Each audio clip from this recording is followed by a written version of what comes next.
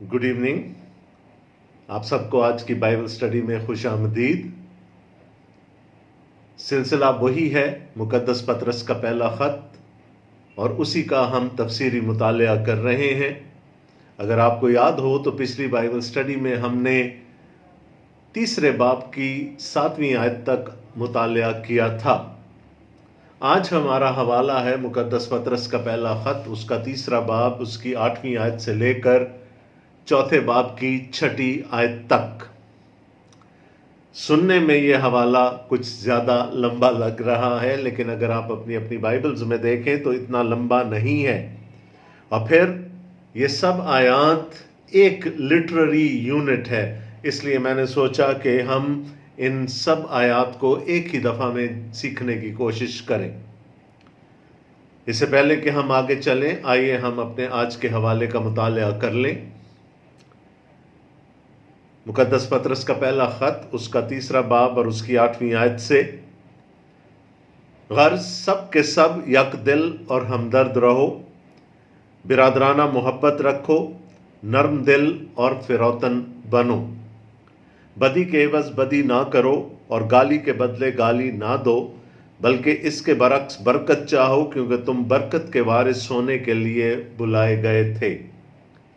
चुनाचे जो कोई जिंदगी से खुश होना और अच्छे दिन देखना चाहे, वो जुबान को बदी से और होंठों को मकर की बात कहने से बाज रखे, बदी से किनारा करे और नेकी को अमल में लाए, सुलह का तालिब हो और उसकी कोशिश में रहे, क्योंकि खुदावंद की नज़र रास्तबाजों की तरफ है और उसकी कान उनकी दुआ पर लगे हैं, मगर बदकार खुदावंद की निगाह में हैं। अगर तुम नेकी करने में सरगर्म हो तो तुमसे बदी करने वाला कौन है?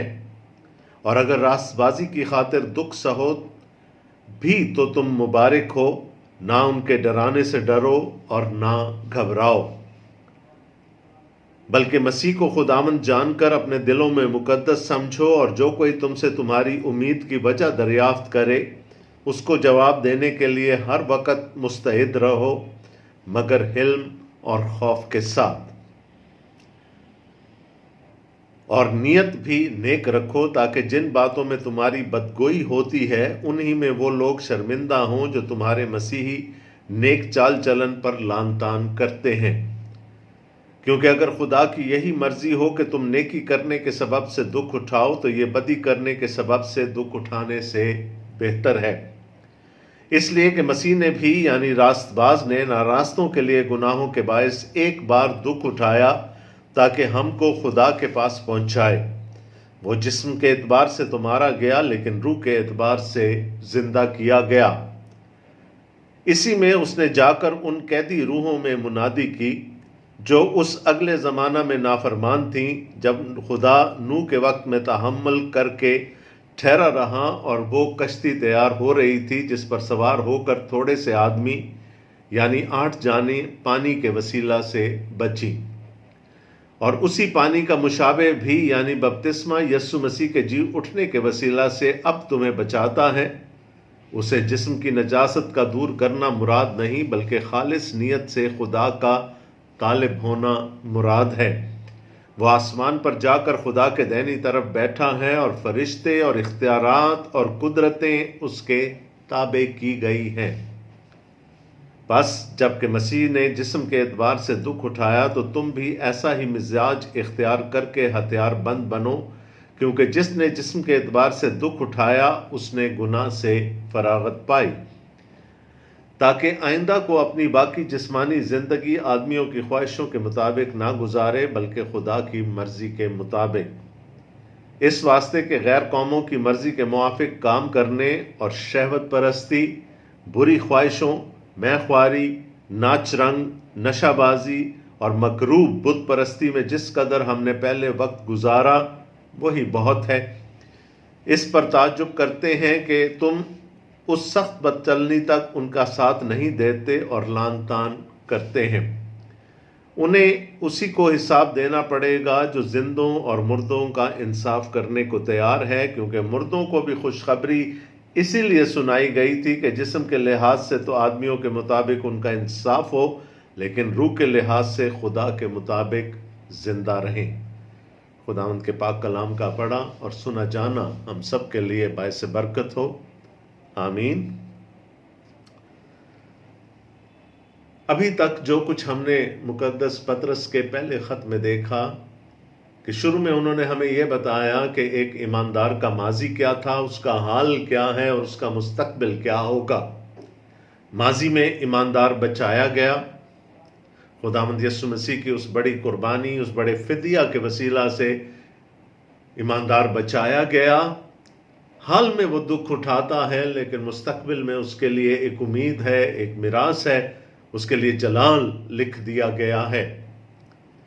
उसके बाद हमें पतरस रसूल ने बताया कि हम किस तरह से पाकीज़गी में जिंदगी बसर कर सकते हैं।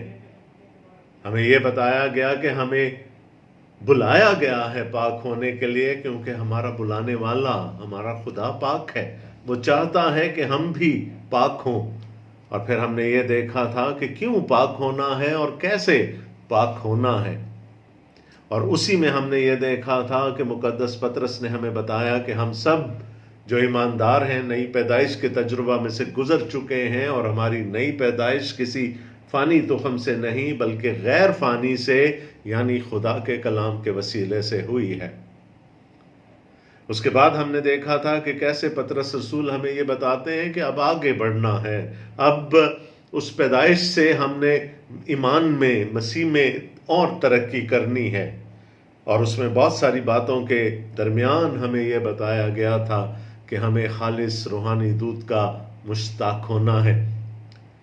जैसे एक बच्चा, उसकी ग़िज़ा दूध होती है, इसी तरह हमारी ग़िज़ा खुदा का पाक कलाम है। हमारी पैदाइश भी इसी कलाम के वसीला से हुई है और हमारी अफजाइश भी इसी पाक कलाम के वसीले से होती है। अगर आपको याद हो तो पिछली बाइबल स्टडी में हमने मसीही आज़ादी की बात की थी, और वहां पर हमें बहुत सारे पैराडॉक्सेस नजर आए थे। पतरस रसूल ने कहा अपने आप को आज़ाद जानो, मसीह में अपने आप को आज़ाद जानो, लेकिन साथ ही उन्होंने कहा कि इंसान के बनाए हुए हर इंतज़ाम के ताबे रहो।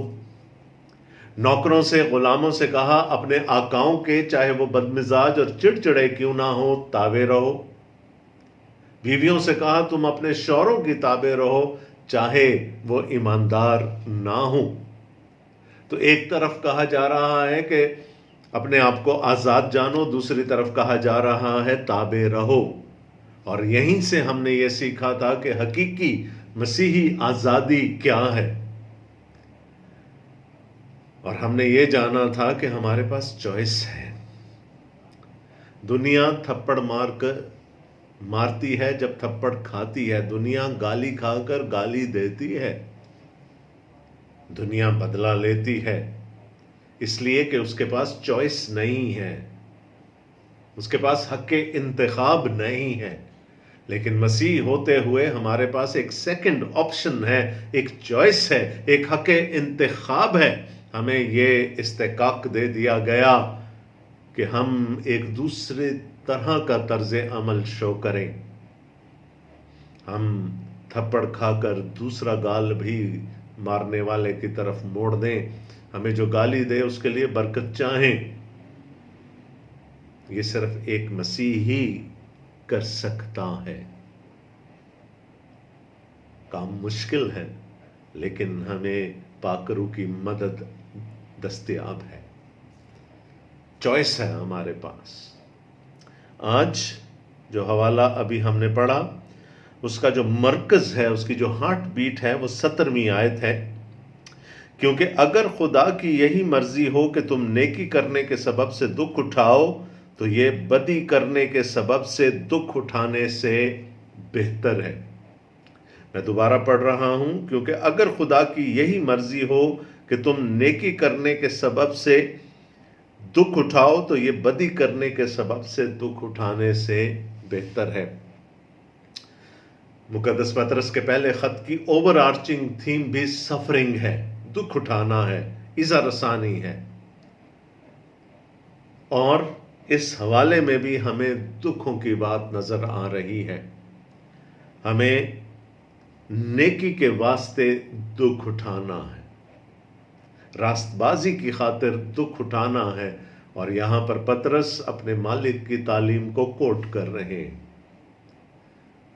मुबारक हो तुम अगर तुम रास्तबाजी के सबब से सताए जाते हो। मुबारकबादी है इसके लिए खुदावंद यीशु मसीह की तरफ से।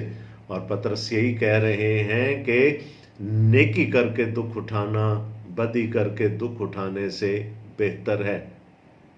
और यही हमारा, हम इसी बात को आज ज़्यादा तफसील से देखेंगे। यही हमारा आज की बाइबल स्टडी का उन्वान है, रास्तबाजी के खातिर दुख उठाना, सफरिंग डिस्पाइट राइचसनेस। और यहां पर भी हमें बहुत सारे पैराडॉक्स, बहुत सारी तजादात नजर आएंगे। जो हमारा पहला हिस्सा है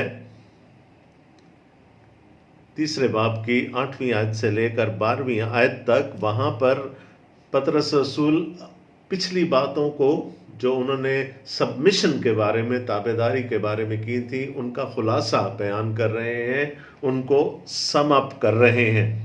और वो ये बताते हैं कि हमें एक दूसरे के साथ रहना कैसे है।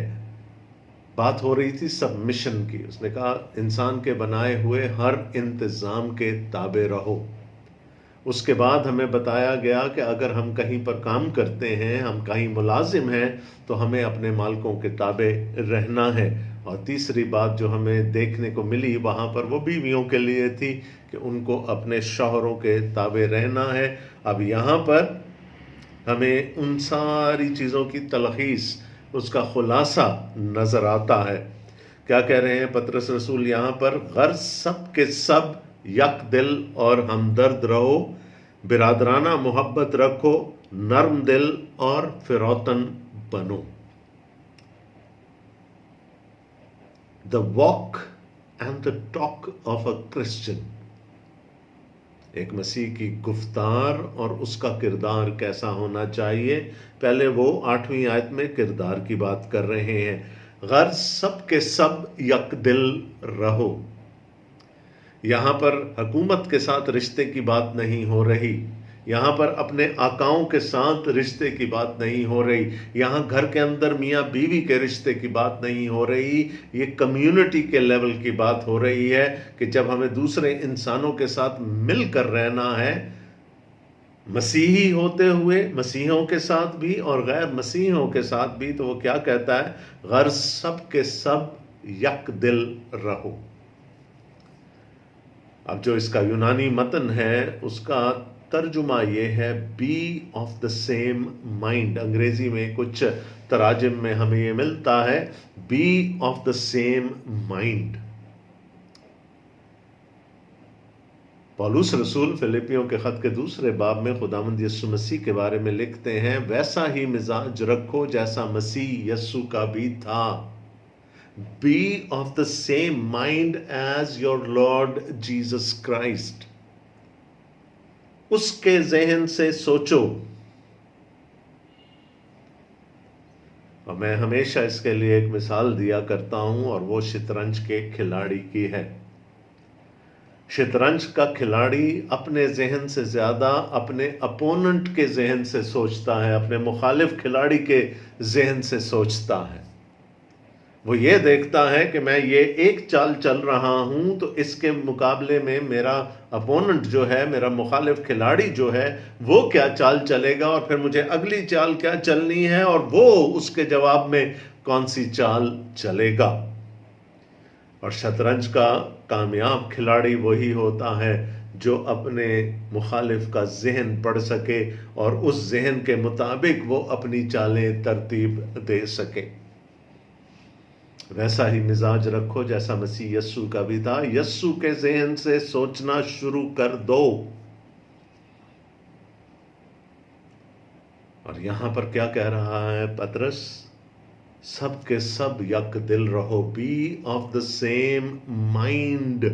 दूसरों जैसा रवैया, दूसरों जैसी सोच रखो। ये देखो कि तुम्हारे साथी जो दूसरे लोग हैं वो किस तरह से सोचते हैं, वो क्या सोच रखते हैं, और जैसी उनकी सोच हो उसी के मुताबिक तुम उनके साथ अपना रवैया, अपना चाल चलन रखो। आपका किरदार यहाँ पर, आपकी वॉक यहाँ पर नजर आ रही है। यक दिल, और मैंने कहा ये यक ज़हन होना चाहिए, एक जैसी सोच रखने वाले लोग।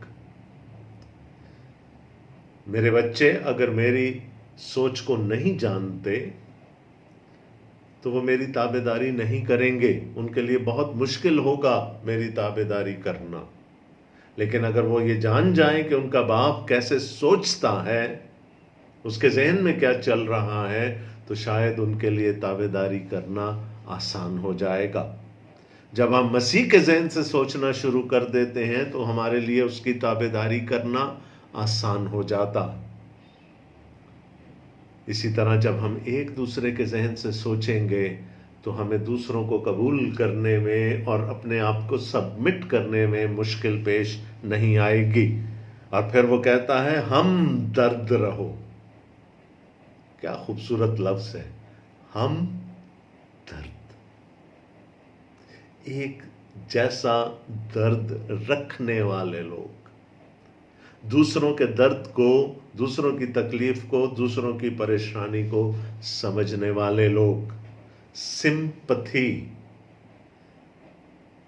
Same pathos, same feelings. एक दूसरे का दर्द बांटने वाले बनो, बिरादराना मोहब्बत रखो। लफ्ज इस्तेमाल हुआ फिलियो, और फिलियो अगापे से एक दर्जा नीचे की मोहब्बत है। बिरादराना उल्फत जिसको कहा जा रहा है, जो हम एक दूसरे से रखते हैं, और ये बड़ी अहम मोहब्बत है। आज अगर मैं आपके काम आया हूं तो कल आप मेरे काम आएंगे। और वो अंग्रेजी का एक मुहावरा है, I'll scratch your back, you scratch mine। एक दूसरे के काम आना, ये वाली मोहब्बत है। तो एक जैसी सोच रखनी है, एक दूसरे के दुख दर्द बांटने हैं, एक दूसरे से मोहब्बत रखनी है, एक दूसरे की ज़रूरतें पूरा करनी है। नरम दिल और फिरौतन बनो। इम्पॉर्टेंट। यसु ने अपने बारे में बहुत ज़्यादा बातें नहीं की। एक तो अपने मिशन के बारे में उसने कहा कि इब्ने आदम इसलिए आया कि वो खोए हुओं को ढूंढे, या वो ज़िंदगी देने के लिए आया और कसरत की ज़िंदगी देने के लिए आया। लेकिन अपनी शख्सियत के बारे में शायद यीशु मसीह ने सिर्फ एक बात कही, कि मुझसे सीखो क्योंकि मैं हलीम हूं और दिल का फिरौतन। अपनी एक खूबी पर खुदावंद यीशु मसीह ने स्ट्रेस किया और उसका नमूना हमारे लिए मौजूद है। यीशु ने कहा मुझसे सीखो, ऐसा ही करो। और फिर मैं देखता हूं पुराने अहद में मूसा के बारे में खुदा कहता है इस्तिस्ना की किताब में, मेरे बंदा मूसा की जैसा हलीम शख्स इस पूरी दुनिया में कोई नहीं। तो जो पुराने अहद का जामिन था वो भी हलीम था, और जो नए अहद का जामिन है वो भी हलीम है। उनको हम उनकी हलीमी से, फिरौतनी से जानते हैं। इट्स इम्पॉर्टेंट, बहुत अहम है। अगर हमारे अंदर फिरौतनी होगी तो फिर हम यकदिल भी रह सकते हैं, फिर हम हमदर्दी भी कर सकते हैं, फिर हम बिरादराना उल्फत भी रख सकते हैं। तो ये तो हो गया हमारा किरदार, मुआशरे में हमारा किरदार, कि हमें दूसरों के साथ कैसा रिश्ता रखना है। ये उसका वॉक पार्ट था, किरदार। अब आए टॉक की तरफ। गुफ्तार कैसी होनी चाहिए? बदी के इवज बदी ना करो और गाली के बदले गाली ना दो। वही बात जो मैं अभी तक कह रहा था, हम आज़ाद हैं कि बदी के इवज बदी ना करें और गाली के बदले गाली ना दें। हमारे पास एक सेकंड ऑप्शन मौजूद है, एक चॉइस मौजूद है, और उस चॉइस को एक्सरसाइज करने में हम आज़ाद हैं। ये है हकीकी मसीही आज़ादी। इसके बरक्स बरकत चाहो, क्योंकि तुम बरकत के वारिस होने के लिए बुलाए गए हो। वजह भी बता दी, क्यों नहीं देनी गाली के बदले गाली, इसलिए कि हम पर बरकत हुई है, हम खुदा की ब्लेसिंग में, उसकी बरकत में रहते हैं। और हुक्म क्या है कि वो बरकत हमने दूसरों के साथ बांटनी है। हम बुलाए गए हैं टू बी फ्री, आज़ाद रहने के लिए बुलाए गए हैं, और आज़ादी हमारे लिए उस दूसरी ऑप्शन को एक्सरसाइज करना है, उस वो जो हमारे पास एक चॉइस है उसको एक्सरसाइज करना है। और यहां पर अपनी बात को सेकंड करने के लिए पतरस ज़बूर 34 का हवाला दे रहे हैं। जो कोई जिंदगी से खुश होना और अच्छे दिन देखना चाहे, वो जुबान को बदी से और होंठों को मकर की बात कहने से बाज रखे। बदी से किनारा करे और नेकी को अमल में लाए, सुलह का तालिब हो और उसकी कोशिश में रहे, क्योंकि खुदावंद की नज़र रास्तबाजों की तरफ है और उसके कान उनकी दुआ पर लगे हैं, मगर बदकार खुदावंद की निगाह में है। ज़बूर 34 भी मसीहाई मैसायानिक ज़बूर है। खुदावंद यीशु मसीह की तरफ इशारे हमें इस ज़बूर में भी मिलते हैं, लेकिन अपनी बात को सेकंड करने के लिए, जहाँ पर उन्होंने कहा बदी के इवज़ बदी ना करो और गाली के इवज़ गाली ना दो, गाली के बदले गाली ना दो, उसको सेकंड करने के लिए पतरस रसूल यहाँ पर ज़बूर 34 को कोट करते हैं। जो अच्छे दिन, जो कोई ज़िंदगी से खुश होना और अच्छे दिन देखना चाहे, वो ज़ुबान को बदी से और होंठों को मकर की बात कहने से बाज रखे। बदी से किनारा करे और नेकी को अमल में लाए, सुलह का तालिब हो और उसकी कोशिश में रहे, क्योंकि खुदावंद की नज़र रास्तबाजों की तरफ है और उसके कान उनकी दुआ पर लगे हैं, मगर बदकार खुदावंद की निगाह में हैं। अब यहाँ से एक दूसरा हिस्सा शुरू होता है और एक सवाल मिलता है हमें 13वीं आयत में, और वहाँ लिखा है, अगर तुम नेकी करने में सरगर्म हो तो तुमसे बदी करने वाला कौन है। बहुत इंपॉर्टेंट सवाल है, क्योंकि ऊपर की बातों को पढ़कर तो ये लगता है कि अगर हम ये सब कुछ करेंगे तो हम एनकैप्सुलेट हो जाएंगे, इंसुलेट हो जाएंगे, फिर हमसे कोई बदी करने वाला नहीं रहेगा।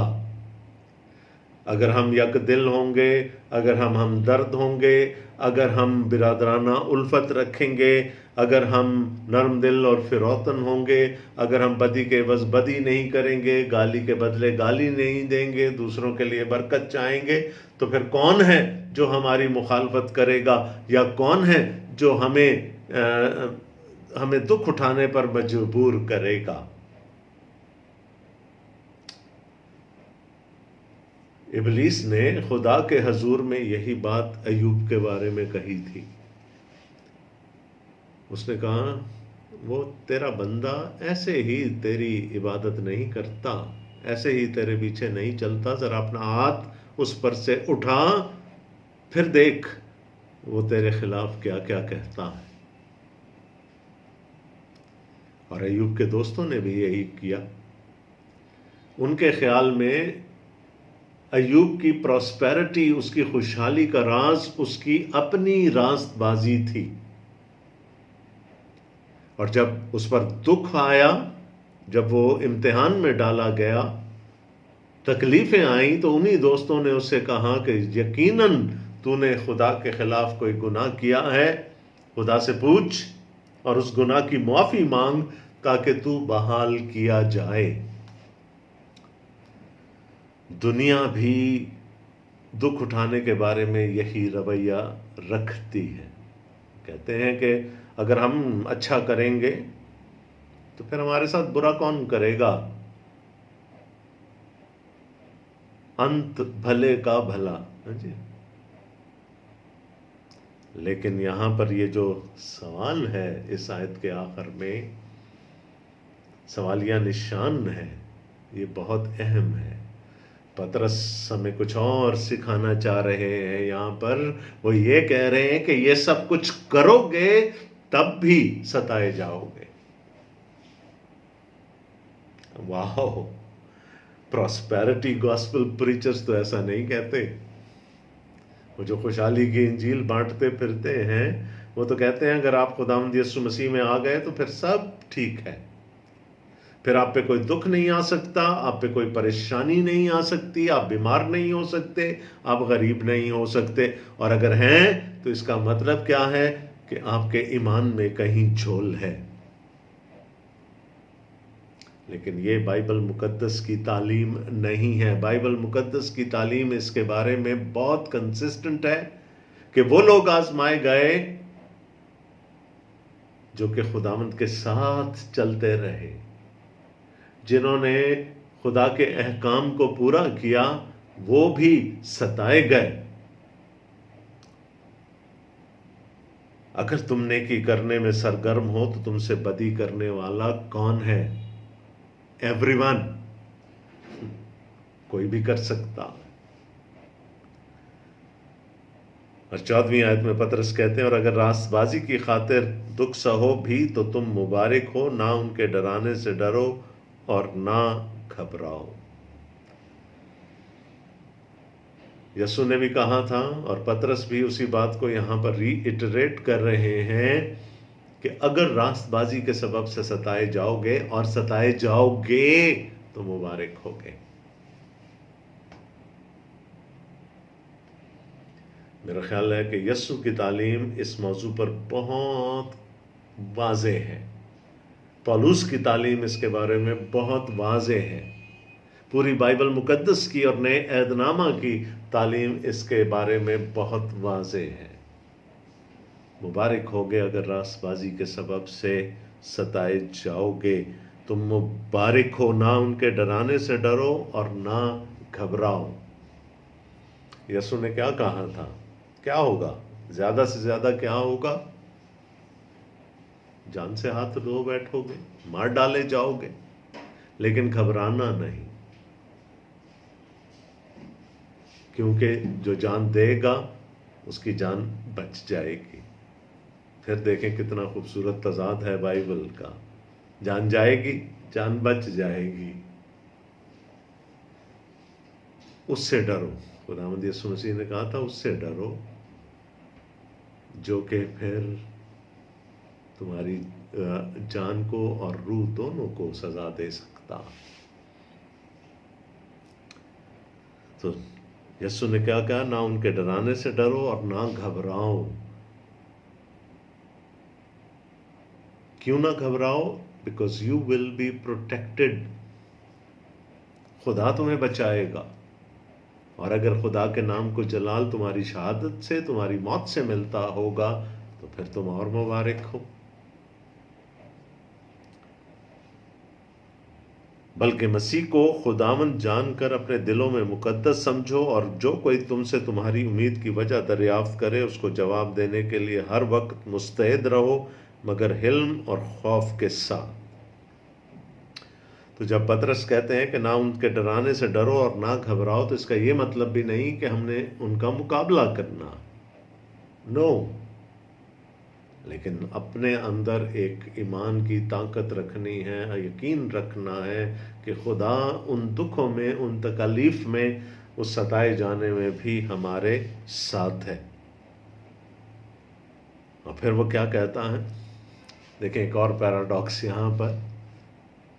अगर हम इंजील की वजह से सताए जा रहे हैं, अगर हम मुनादी करने की वजह से सताए जा रहे हैं, अगर हम लोगों तक नजात का पैगाम लेकर जाने की वजह से सताए जा रहे हैं, तो हमारा रिएक्शन क्या होगा? रद्द अमल क्या होगा? कि कुछ दिन के लिए लब सीलें। जब हालात बेहतर हो जाएंगे तो फिर गवाही देना शुरू कर देंगे।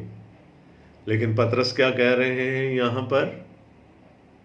नहीं, उन दुखों में भी, उन तकालीफ में भी, उस सफरिंग में भी हमें गवाही देनी है। हमें अपने लबों को सीना नहीं है। क्या होगा? क्या कोई अगर तुमसे तुम्हारी उम्मीद की वजह दरियाफ्त करे, जब लोग तुम्हारी साबित कदमी को देखेंगे, जब लोग उस सबर को और इस्तिकामत को देखेंगे जिसके साथ तुम दुख उठा रहे होगे, तो वो तुमसे पूछेंगे, वो पूछेंगे कि इसकी वजह क्या है। तो वहां पर पतरस क्या कह रहे हैं? चूकना नहीं, गवाही जरूर देना।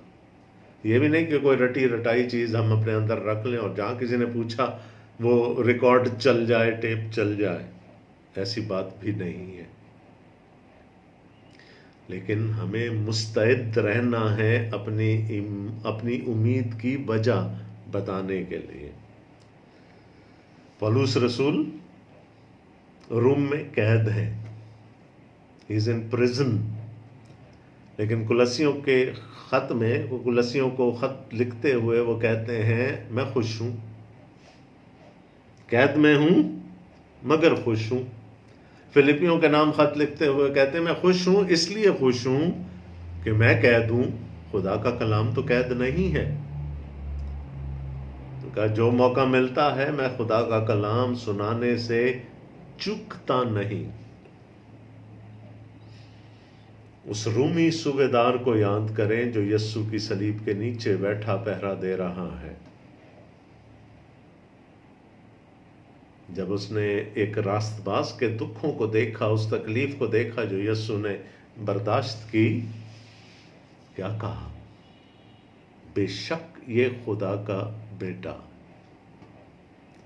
तो हमारे दुख, हमारी सफरिंग गवाही का मौका बन सकता है, लेकिन हमें मुस्तैद रहना है ताकि हम वक्त बे वक्त गवाही दे सकें। जब हमसे हमारी उम्मीद की वजह दरियाफ्त की जाए तो हम लोगों को बता सकें। लेकिन लिखा है हिल्म और खौफ के साथ, धौंस के तौर पर नहीं, हिल्म और खौफ के साथ हमें लोगों को गवाही देनी।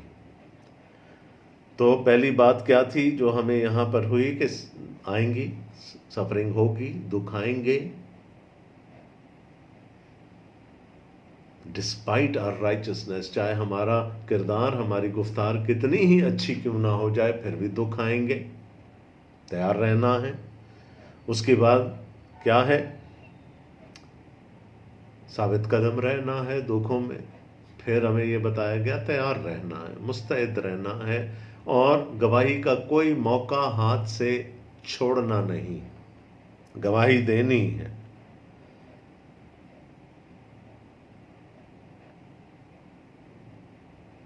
सोलहवीं आयत में लिखा है और नियत भी नेक रखो ताकि जिन बातों में तुम्हारी बदगोई होती है उन्हीं में वो लोग शर्मिंदा हों जो तुम्हारे मसीही नेक चाल चलन पर लान तान करते हैं। उस रूमी सूबेदार ने यस्सु को शायद मारा भी होगा, कूटा भी होगा, उसके हाथों में कील भी ठुकते हुए देखे होंगे, लेकिन जिस सबब से वो खुदावंद यस्सु मसीह पर लान तान कर रहा था, क्योंकि इल्ज़ाम क्या था? ये अपने आप को यहूदियों का बादशाह, ये अपने आप को खुदा का बेटा कहता है। जिन चीज़ों की वजह से उसको सलीब दी गई थी वो ही यस्सु के किरदार की कुदरत से वो ये कहने पर मजबूर हो गया बेशक ये खुदा का बेटा। तो जो हम पर भी लान तान करते हैं, जब वो हमारे किरदार को देखेंगे, हमारी ईमान को देखेंगे, हमारी साबित कदमी को देखेंगे, तो शायद वो भी शर्मिंदा हों। और फिर शर्मिंदा होंगे तो शायद वजह भी पूछ लें, और अगर वजह पूछेंगे तो फिर क्या करना है? मुस्तैद रहना है, तैयार रहना है, गवाही शेयर करनी है। अक्सर गुलकार जो होते हैं उनके साथ बड़े पेट साजिंदे होते हैं, उनका अपना बैंड होता है जो उनके साथ बजाता है। अब वो बड़े कंफर्टेबल होते हैं एक दूसरे के साथ, गुलकार भी और उसके साजिंदे भी, क्योंकि उनको पता होता है कि गुलकार के हर इशारे का मतलब क्या है, कहाँ उनको अपनी आवाज़ मध्यम कर देनी है, कहाँ उनको मौसीकी बंद कर देनी है, कहाँ उसको उठाना है, क्या करना है। लेकिन बाज़ दफ़ा कोई कॉन्सर्ट हो रहा होता है तो कोई गुलकार ऑडियंस में से किसी को बुला लेता है कि आ जाएं, अगर कोई गाने का शौक रखते हैं तो वो स्टेज पर आ जाएं।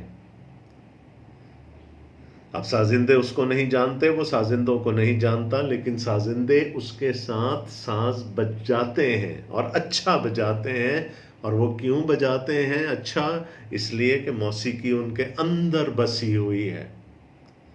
अगर इंजील हमारे अंदर बसी हुई है, खुशखबरी हमारे अंदर बसी हुई है, तो फिर हर मौके पर हम उस मौके की मुनासबत से अपनी खुशखबरी शेयर कर सकते हैं। हमें उस मौके को, उस लम्हे को खुदावंद यीशु मसीह के लिए जीतना है। और फिर वही आयत आ गई जिसे हमने शुरू किया था, क्योंकि अगर खुदा की यही मर्जी हो कि तुम नेकी करने के सबब से दुख उठाओ, तो ये बदी करने के सबब से दुख उठाने से बेहतर है। पतरस कहता है ये तुम्हारे लिए खुदा की मर्जी है कि तुम दुख उठाओ और रास्तबाजी के सबब से दुख उठाओ। इस बात को जानना है। और इसके बाद वो खुदावंद यीशु मसीह को नमूने के तौर पर पेश करता है। और इसके बाद की जो चंद आयात हैं, जो तीसरे बाब की आखिरी चंद आयात हैं, ये तफसीर के लिहाज से बहुत मुश्किल आयात समझी जाती हैं नए अहदनामा में। और खुदा का एक बहुत बड़ा खादिम, जिसकी वजह से कलीसिया आज की शक्ल में हमें नज़र आती है, इस्लाह कलीसिया का, तहरीक इस्लाह कलीसिया का चैंपियन मार्टिन लूथर कहता है, मैं नहीं जानता कि पतरस यहाँ क्या कहना चाह रहा है। उसने सरेंडर कर दिया, हाथ उठा दिए। और मैं भी मार्टिन लूथर के नक्शे कदम पर चलते हुए ये कहना चाहता हूँ कि मैं भी नहीं जानता कि पतरस यहाँ पर क्या कहना चाहता है। लेकिन हम कोशिश कर सकते हैं कि इसको समझें कि क्या कहा जा रहा है। 18वीं आयत को अगली आयतों की तफसीर के लिए अपने ज़हन में थोड़ी देर के लिए नक्श कर लें, इसलिए कि मसीह ने भी, यानी रास्तबाज ने, नारास्तों के लिए गुनाहों के बायस एक बार दुख उठाया ताकि हमको खुदा के पास पहुंचाए। वो जिस्म के एतबार से तो मारा गया, लेकिन रूह के एतबार से जिंदा किया गया।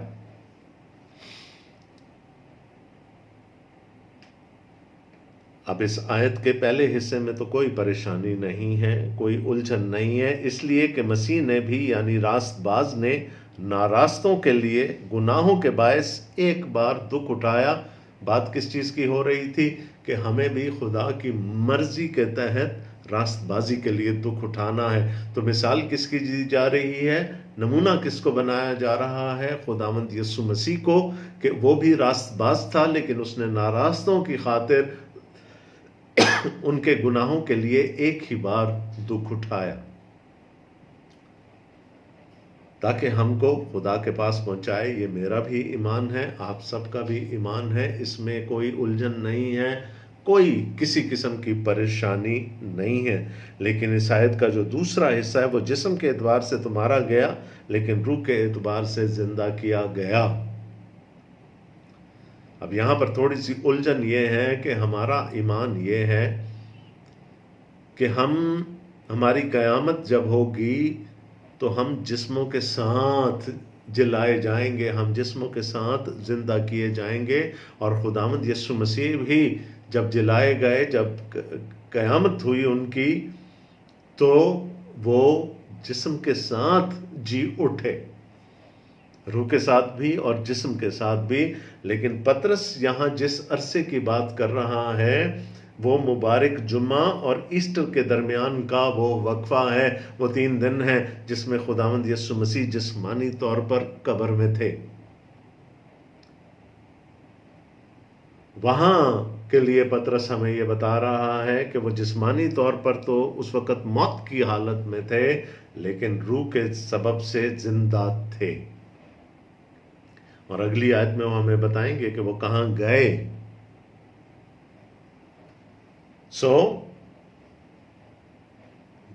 यहां से हम ये नहीं कह सकते कि हमारी रूहें नजात पाती हैं। हाँ, रूहें भी नजात पाएंगी, लेकिन हमारी जिस कयामत पर मैं और आप ईमान रखते हैं और जिसके बारे में हमें खुदा का कलाम बताता है, वो जिस्मानी है। हम जिस्मानी तौर पर दोबारा उठाए जाएंगे। 19वें आयत में वो कहता है, इसी में उसने जाकर उन कैदी रूहों में मुनादी की जो उस अगले ज़माना में नाफरमान थीं, जब खुदा नूह के वक्त में तहम्मुल करके ठहरा रहा था और वो कश्ती तैयार हो रही थी, जिस पर सवार होकर थोड़े से आदमी यानी 8 जाने पानी के वसीले से बची। कहाँ गई रूह खुदावंद यीशु मसीह की? लिखा है आलम अरवाह में। और ये हमारा अकीदा है। जब हम रसूलों का अकीदा पढ़ते हैं, अपने ईमान का इकरार करते हैं उन अल्फाज में, तो हम यही कहते हैं, वो मर गया, दफन हुआ, आलम अरवाह में उतर गया। तो वो जो दरमियानी अरसा है खुदावंद यीशु मसीह की मौत और जी उठने के दरमियान, उसमें खुदावंद यीशु मसीह आलम अरवाह में उतारे गए। उनको हमारा मुकम्मल फिदिया देना था, मुकम्मल कफारा करना था। इसलिए वो उन तमाम मराहिल में से गुजरे जिनमें से मुझे और आपको गुजरना है। लेकिन वहां लिखा है कि उन्होंने कैदी रूहों में मुनादी की। अब यहां पर ये जो उर्दू का लफ्ज है मुनादी, ये थोड़ा सा मिसगाइडिंग है। खुदावंद यीशु मसीह ने उनको जाकर इंजील नहीं सुनाई। और पहले ये जान लें कि वो कौन हैं जिनके बारे में यहां पर बात की जा रही है। कैदी रूहें। नए ऐदनामा में रूह जहां पर भी आया है, रूहों का जहां पर भी जिक्र आया है बगैर किसी क्वालिफायर के, तो उसका मतलब है डीमंस, बद अरवा। और यहां पर भी चूंकि वो कैद में है, इसलिए हम यही मानी लेंगे कि वो बद अरवा है। और उनके सामने जाकर मुनादी करने का मतलब क्या है कि खुदावंद यीशु मसीह ने प्रोक्लेम किया, प्रोक्लेमेशन, ऐलान किया, अपनी फतहमंदी का नारा लगाया। तो किसी ना किसी सूरत में ये वो कैदी रूहें हैं जो खुदावंद यीशु मसीह के और खुदा के नजात के मंसूबा के खिलाफ थीं।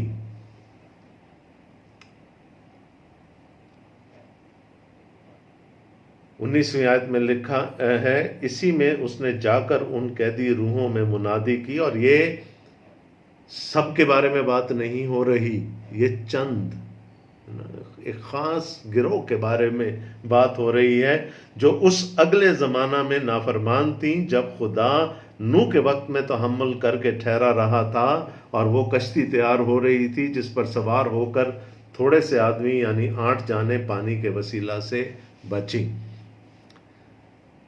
कुछ मुफस्सिरीन ये कहते हैं कि नूह के वक्त जो लोग मर गए थे उस तूफान में, खुदावंद यीशु मसीह ने जाकर उन सबको मुनादी की। सवाल पैदा होता है, तो बाकियों को क्यों नहीं की? कैदी रूहें हैं, बदरवा हैं, डीमंस हैं। कहाँ हैं? पाताल में है, आलम अरवा में है। यस्सु ने फतहमंदी का नारा लगाया उनके सामने जाकर।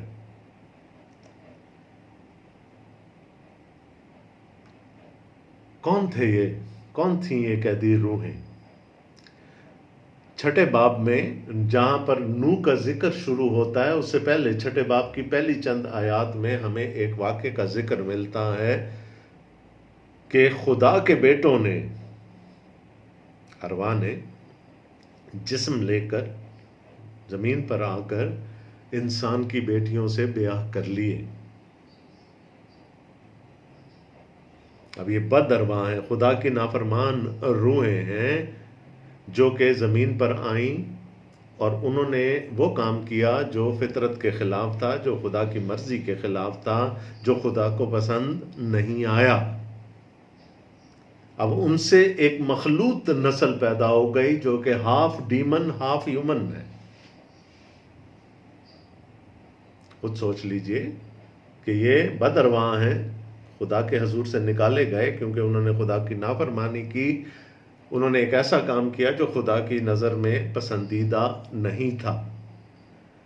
अब एक ऐसी नस्ल वजूद में आ रही है जो कि हाफ डीमन और हाफ ह्यूमन है। और ये याद रखिएगा, ये खुदा के नज़र में पसंदीदा काम नहीं था। और उसके आगे लिखा है कि खुदा इंसान को बनाने से मलूल हुआ, उसने एक आह खींची। खतरा क्या है यहां पर? खतरा क्या है?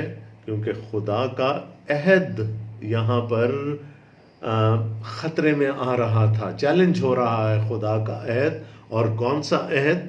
जो खुदा ने पैदाइश की किताब में 3:15 में किया। जब इब्लीस को सजा दी गई, सांप को सजा दी गई, तो उसने कहा मैं तेरे और औरत के दरमियान और तेरी नस्ल और औरत की नस्ल के दरमियान अदावत डालूंगा।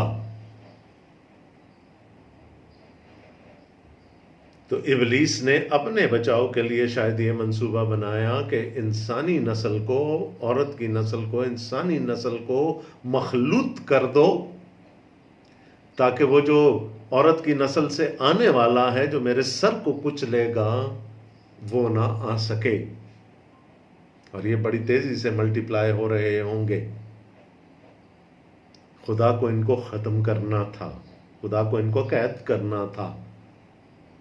और उस तूफान में ये सारी नस्ल मर गई, उनकी रूहें कैद कर दी गई। दे आर डीमंस, बदरवाह हैं वो। तो खुदावंद यीशु मसीह ने क्या नारा लगाया होगा आलम अरवा में जाकर उनके सामने कि तुम मेरे आने का रास्ता रोकना चाहते थे, देखो मैं आ भी गया।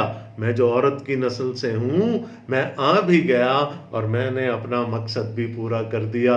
मैंने इब्लीस के सर पर कारी जख्म भी लगा दिया, ऐलान कर दिया। जो लोग ये कहते हैं कि खुदावंद यीशु मसीह ने शायद उन सब लोगों को जो मर चुके थे उस ज़माने में, उनमें मुनादी की और उनमें से जो ईमान लाए वो उनको बचा कर ले गया, ये बाइबल मुकद्दस की तालीम के ख़िलाफ़ है। There is no second chance in the Bible. एक चांस है, ये ज़िंदगी जो मेरी और आपकी है, सिर्फ ये एक मौका है हमारे पास। लाजर और अमीर आदमी की तमसील से खुदावंद यीशु मसीह ने यह बिल्कुल क्लियर कर दिया। क्या कहता है वो अमीर आदमी के शायद, है ना, शायद अगर मुर्दों में से कोई चला जाए तो मेरे भाई मान जाएंगे। लेकिन उसको बताया गया कि वो चैप्टर क्लोज हो गया, अब कुछ नहीं हो सकता। जो मौका दिया गया था वही मौका था। अगर उन्होंने उसको नहीं अवेल किया, नहीं माना, तो फिर अब उनके लिए कोई दूसरा मौका नहीं है। तो खुदावंद यीशु मसीह ने फतह का नारा लगाया, फतहमंदी का नारा लगाया और उनको बता दिया कि मैं कौन हूँ। और उनकी अदालत पर, उनके अदालत के सर्टिफिकेट पर मोहर लगा दी। और देखें, बताया जा रहा है हमें इसके साथ साथ कि 8 जानें बची, 8 इंसान बचे, नूह और उसका ख़ानदान बच गया।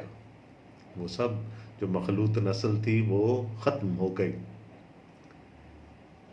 और फिर पतरस इसको हमारे बपतिस्मे से मुशाबहत देता है, और उसी पानी के मुशाबे भी, यानी बपतिस्मा यीशु मसीह के जी उठने के वसीला से अब तुम्हें बचाता है, उससे जिस्म की नजासत का दूर करना मुराद नहीं बल्कि खालिस नियत से खुदा के तालिब होना मुराद है।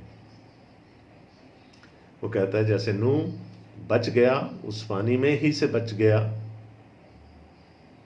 उसका ख़ानदान बच गया, इसी तरह हम भी पानी के वसीले से बचाए जाते हैं। हम भी जब बपतिस्मा लेते हैं हम बचाए जाते हैं। लेकिन एक बात वो बिल्कुल यहाँ पर क्लियर कर रहा है कि बपतिस्मा निशान है, निशान नहीं बचाता। क्या चीज़ बचाती है? वो जो अंदर की तब्दीली है, वो जो नीयत का साफ हो जाना है, नीयत का खालिस हो जाना है और खुदा के तालिब होना है, वो हमें बचाता है। पानी में गोता लगाना हमें नहीं बचाता।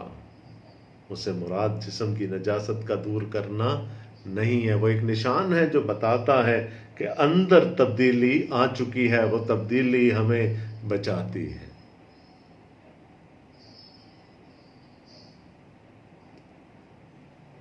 और फिर वो यीशु मसीह के बारे में बता रहा है, वो आसमान पर जाकर खुदा की दाहिनी तरफ बैठा है और फरिश्ते और इख्तियारात और कुदरतें उसके ताबे की गई हैं। मर गया, दफन हुआ, आलम अरवा में उतर गया, तीसरे दिन मुर्दों में से जी उठा, आसमान पर चढ़ गया और खुदा कादर मुतलक के दाहिनी तरफ बैठा है, जहाँ से वो जिंदों और मुर्दों का इंसाफ करने, अदालत करने के लिए आएगा। ये मेरा और आपका अकीदा है। पतरस भी कहता, नारा लगा दिया यीशु ने आलम अरवा में जाकर। वो जो उसकी आमद के रास्ते में रुकावट खड़ी करना चाहते थे, उनके खिलाफ खुदावंद यीशु मसीह ने फतहमंदी का नारा लगा दिया। और वो क्या हुआ? उसके जी उठने और आसमान पर सऊद कर जाने से क्या हुआ? वो आसमान पर जाकर खुदा की दाहिनी तरफ बैठा है और फरिश्ते, वो कैदी रूहें भी फरिश्ते थे, खुदा के बेटे थे, फरिश्ते और इख्तियारात और कुदरतें उसके ताबे की गई हैं। सब कुछ अब उसके ताबे हैं। उसने उनको बता दिया, नारा लगा दिया फतहमंदी का कि नजात का काम, खुदा की नजात का मंसूबा पूरा हो गया। हाउ ब्लेसेड आर वी, हम कितने खुशबख्त लोग हैं कि जब यीशु अपना काम पूरा कर चुका है। और फिर चौथे बाब के पहले हिस्से की तरफ हम चलते हैं। पहली आयत में लिखा है पस, और पस का मतलब है देयरफॉर, और इसका मतलब क्या है कि जो ऊपर जितनी बातें की गई अब उनके नतीजे में ये बात की जा रही है। पस जबकि मसीह ने जिस्म के एतबार से दुख उठाया तो भी ऐसा ही मिजाज इख्तियार करके हथियार बंद बनो, क्योंकि जिसने जिस्म के एतबार से दुख उठाया उसने गुनाह से फरागत पाई। यीशु ने जिस्म के एतबार से दुख उठाया तो क्या कहा जा रहा है? तुम भी ऐसा ही मिजाज इख्तियार करो कि अगर जिस्मानी तौर पर सताए जाओ तो फिर घबराना नहीं, फिर घबराना नहीं, क्योंकि जिस्म के एतबार से जब हम दुख उठाते हैं तो हम अपने गुनाहों से पाक किए जाते हैं। रूमियों के ख़त का 8वां बाब आप पढ़ लें, पौलुस रसूल वहाँ पर इसी पर बहस करते हैं कि जब हम दुख उठाते हैं तो हम पाक किए जाते हैं। जैसे सोना आग की भट्टी में पाक होता है, इसी तरह जब हम दुखों में डाले जाते हैं, दुखों की भट्टी में डाले जाते हैं, तो हमारी गंदगी, हमारी नजासत, हमारे कालक जो है वो ऊपर आती रहती है और साफ़ की जाती है। तो दुख हमारी सैंक्टिफिकेशन में, हमारी तकदीस में बहुत अहम किरदार अदा करते हैं। तो उसने क्या कह रहे हैं? जिसने जिस्म के एतबार से दुख उठाया उसने गुनाह से फरागत पाई। दुख हमें बचाएंगे नहीं, ये याद रखिएगा। वो नजात सिर्फ खुदावंद यीशु मसीह के वसीले से है, लेकिन दुखों के वसीले से हमारे गुनाह सरफेस होते रहते हैं और खुदावंद की नज़र में आते रहते हैं, और जैसे जैसे हम उनकी माफ़ी मांगते रहते हैं, खुदावंद अपने बेटे के वसीला से हमें उनसे आज़ाद करता है, हमें उन गुनाहों से पाक करता है, ताकि आइंदा को अपनी बाकी जिस्मानी ज़िंदगी आदमियों की ख्वाहिशों के मुताबिक ना गुजारे, बल्कि खुदा की मर्ज़ी के मुताबिक। दुखाएंगे हम पाक किए जाएंगे, और दुखाएंगे हम और पाक किए जाएंगे, हत्ता कि हम खुदा की पाक मर्ज़ी को जान लेंगे, और फिर हम दुनिया से हटकर खुदा की मर्ज़ी के मुताबिक अपनी ज़िंदगी गुजारेंगे, इस वास्ते के गैर कौमों की मर्ज़ी के मुआफिक काम करने और शहवत परस्ती, बुरी ख्वाहिशों, मैं ख्वारी, नाच रंग, नशाबाजी और मकरूब बुत परस्ती में जिस कदर हमने पहले वक्त गुजारा वही बहुत है। इस पर वो ताज्जुब करते हैं कि तुम उसी सख्त बदचलनी तक उनका साथ नहीं देते और लान तान करते हैं। देखें, दुनिया किसको लान तान करती है? दुनिया उसको लान तान करती है, उसको दुख देती है जो उनकी समझ में नहीं आता। यस्सु दुनिया की समझ में नहीं आया और आज तक नहीं आता। क्या कहा यस्सु को? ये काफिर है, ये ब्लास्फीमर है, ये खुदा के खिलाफ कुफर बकता है, मार डालो। क्यों? इसलिए कि जो वो कहता था और जो वो करता था वो उनकी कलेक्टिव विजडम के खिलाफ था, उनके जो अकायद थे, जो उनके नोशंस थे, जो ख्यालात थे, उसके बरखिलाफ था। उसकी तालीम उनकी तालीम को डायरेक्टली चैलेंज करती थी। उनकी समझ में नहीं आया, मार डालो। जब तक हम दुनिया के साथ हैं, जब तक हम ये सब कुछ करते रहेंगे जिनका जिक्र यहाँ पर है, शहवत परस्ती, बुरी ख्वाहिशें, मैख्वारी, नाच रंग, नशाबाजी, जब तक हम दुनिया का साथ देते रहेंगे इसमें, हमें कोई कुछ नहीं कहेगा, क्योंकि हम उन्हीं में से एक होंगे। लेकिन जैसे ही हम ये सारी चीज़ें छोड़ देंगे, जैसे ही हमारे पाकीज़गी का सफ़र जारी रहेगा, हम तकदीस के सफ़र पर आगे चलते चले जाएंगे, हम दुनिया की समझ से बाहर होते जाएंगे। और फिर जब हम समझ में नहीं आएंगे तो फिर हम पर भी इल्ज़ाम लगा दिया जाएगा कि ये भी वाजिबुल कत्ल है, मार डालो, संसार कर दो, ख़त्म कर दो। तो रास्तबाजी दुनिया की समझ से बाहर है, रास्तबाजी दुनिया की समझ में आती ही नहीं। तो क्या कह रहे हैं पतरस? पुरानी जिंदगी में इन चीज़ों में बहुत वक्त गुजार लिया, काफ़ी है। अब जब खुदावंद के पास आ गए हो तो फिर दुख उठाने में भी खुशी करो, क्योंकि दुख तुम्हें पाक करेंगे। खुशी करो उसमें। उन्हें उसी को हिसाब देना पड़ेगा जो जिंदों और मुर्दों का इंसाफ करने को तैयार है। उनका हमारी अदालत यहाँ होती है, वो लोग हमारी अदालत करते हैं, हम पर इल्ज़ाम लगाते हैं, हम पे फर्द जुर्म आयद कर देते हैं, हमें मुजरिम साबित करके सज़ा का हुक्म भी दे देते हैं। हमारी अदालत यहाँ हो गई। लेकिन जब वो सुप्रीम जज आएगा इंसाफ करने के लिए, जिंदों और मुर्दों की अदालत करने के लिए आने वाला है, जब वो आएगा तो फिर उनकी अदालत होगी, उन्हें उसी को हिसाब देना पड़ेगा। हमने उनसे हिसाब नहीं लेना, हमारा खुदावंद उनसे हिसाब ले लेगा। क्योंकि मुर्दों को भी खुशखबरी इसीलिए सुनाई गई थी कि जिस्म के लिहाज से तो आदमियों के मुताबिक उनका इंसाफ हो, लेकिन रूह के लिहाज से खुदा के मुताबिक जिंदा रहें। दुनिया ये समझती है कि बस यही जिंदगी है, इसके बाद कुछ नहीं है।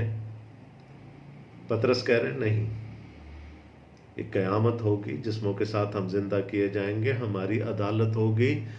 लेकिन उस गैप में रूहानी तौर पर हम जिंदा रहेंगे, रूहें हमारी जिंदा रहेंगी और खुदावंद यीशु मसीह की दूसरी आमद पर हम अपने बदनों के साथ दोबारा उठाए जाएंगे और उस वक्त अदालत होगी, इंसाफ होगा। तो जब इंसाफ होगा तो ईमानदारों को तो कोई उसमें किसी किस्म की फिक्र, किसी किस्म की तशवीश नहीं होनी चाहिए, क्योंकि पौलुस रसूल ने कह दिया कि अब जो मसीह यीशु में हैं उन पर सज़ा का हुक्म नहीं है। ये हमारी जस्टिफिकेशन है, वी आर जस्टिफाइड। तो पकड़ में कौन आएंगे? तो वो आएंगे जो आज हम पर लान तान करते हैं, जिनको आज हम अजीब लगते हैं, जो आज हमारी अदालत करते हैं और जो आज हम पर इल्ज़ाम लगाते हैं। क्योंकि मुर्दों को भी खुशखबरी इसीलिए सुनाई गई थी कि जिस्म के लिहाज से तो आदमियों के मुताबिक उनका इंसाफ हो, लेकिन रूह के लिहाज से खुदा के मुताबिक जिंदा रहें। जब खुदावंद यीशु मसीह आलम अरवाह में गए, फतहमंदी का नारा लगाया, तो यकीनन कुछ रूहें ईमानदारों की ऐसी होंगी जिन्होंने आगे से हालेलुया कहा होगा, लेकिन वो जो खुदावंद यीशु मसीह को नहीं जानते होंगे, जो वो कैदी रूहें थीं, उनकी तो अदालत हो गई। खुदावंद यीशु मसीह ने साबित कर दिया कि उनकी अदालत लाजिम है। हमारी अदालत यहाँ होती है, उनकी अदालत वहाँ होगी। दुख उठाना है, रास्तबाजी के सबब से दुख उठाना है, झिझकना नहीं है। सब कुछ कर लें हम, कितने भी हम नेकोकार या रास्तबाज ना हो जाएं, दुख फिर भी आएंगे। हमने उन दुखों के लिए अपने आप को तैयार रखना है, घबराना नहीं है। फिर उसके बाद हमें उन मौके को जहाँ पर हमसे हमारी उम्मीद की वजह पूछी जाए, हमने गवाही के तौर पर इस्तेमाल करना है। और यीशु ने भी यही किया। उसने भी रास्तबाज होकर नारास्तों के लिए दुख उठाया, मर गया, दफन हुआ, आलम अरवाह में उतर गया। वहाँ पर उसने फतहमंदी का नारा लगा दिया। और फिर सबसे बड़ी बात ये कि दुख हमारी सैंक्टिफिकेशन करते हैं, हमारी तकदीस करते हैं, हमें पाक करते हैं। खुदावंद आप सबको बड़ी बरकत दे। आमीन।